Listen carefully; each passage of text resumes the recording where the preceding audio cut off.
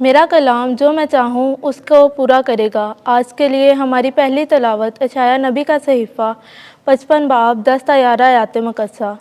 خداوند یہ فرماتا ہے، اور جس طرح آسمان سے بارش ہوتی اور برف پڑتی ہے اور پھر وہاں واپس نہیں جاتی بلکہ زمین کو شاداب کرتی ہے اور اس کی شادابی اور رودگی کا باعث ہوتی ہے، تاکہ بونے والے کو بیج اور کھانے والے کو خوراک دے، ایسا ہی میرا کلمہ ہوگا جو میرے منہ سے نکلتا ہے۔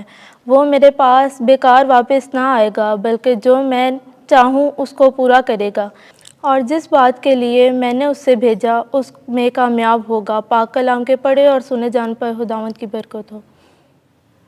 زبور 34 جماعتی جواب۔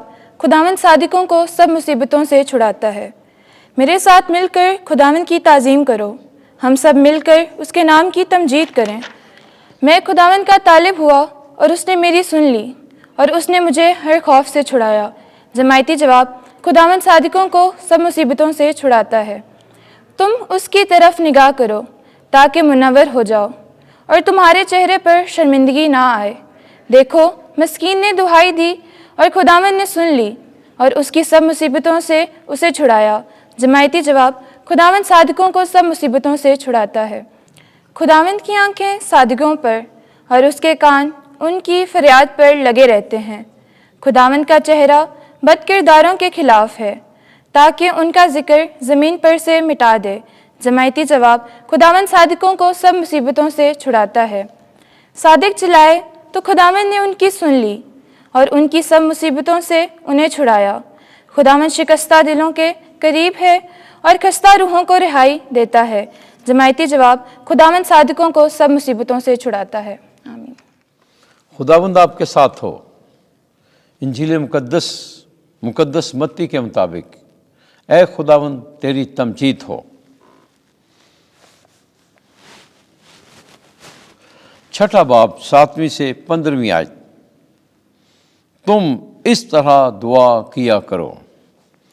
اس وقت یسوع نے اپنے شاگردوں سے کہا، اور جب تم دعا کرتے ہو تو غیر قوموں کے لوگوں کی مانند بک بک نہ کرو، کیونکہ وہ سمجھتے ہیں کہ ہماری زیادہ گوئی سے ہماری سنی جائے گی۔ پس ان کی مانند نہ ہونا، کیونکہ تمہارا باپ تمہارے مانگنے سے پہلے ہی جانتا ہے کہ تمہیں کیا درکار ہے۔ پس تم اس طرح دعا کیا کرو کہ اے ہمارے باپ، تو جو آسمان پر ہے، تیرا نام پاک مانا جائے، تیری بادشاہی آئے، تیری مرضی جیسی آسمان پر پوری ہوتی ہے زمین پر بھی ہو۔ ہمارے روزینہ کی روٹی آج ہمیں دے، اور جس طرح ہم اپنے قرض داروں کو بخشتے ہیں، تو ہمارے قرض ہمیں بخش، اور ہمیں آزمائش میں نہ پڑنے دے بلکہ ہمیں برائی سے چھڑا، کیونکہ اگر تم آدمیوں کو ان کے قصور بخشو گے تو تمہارا آسمانی باپ تمہیں بھی بخشے گا، لیکن اگر تم آدمیوں کو نہ بخشو گے تو تمہارا باپ تمہارے قصور تمہیں نہ بخشے گا۔ انجیل مقدس کے وسیلے سے ہمارے گناہ معاف کیے جائیں۔ اے مسیح، تیری ستائش ہو۔